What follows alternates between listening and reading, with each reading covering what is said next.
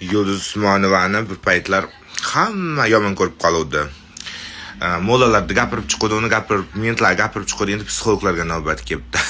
Degan to'g'ri gapda, haqiqatni gapiribdi Yulduz opa.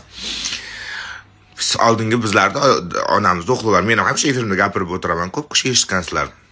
Bizlarda psixolog degan narsa bo'lmagan, bizlarda defektolog degan narsa bo'lmagan, rini aytishni bilmasak ham tayoq yeganmiz, ovqat pishirishni bilmasak ham kaltak yeganmiz, kir yuvishni bilmasak ham kaltak yeganmiz, hech psixologiya bo'lmagan ekan. Katta qalin xipchim bo'lar edi, o'sha psixolog edi bizga. Yig'lama, yut ichingga, ko'zing siydigini art, yut ichingga der edi, yutardik majburligimizdan. Yig'lasak ham kaltagimiz bilamiz. Ko'chada yiqilib tushsak ham kaltak yer edik.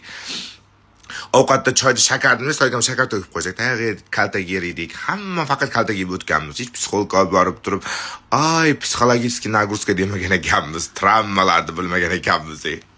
Hozirgilarda hammada travma. Hozirgi hamma travma, hamma nozik. Buncha nozik bo'lmasang, gulga o'raymi bolam.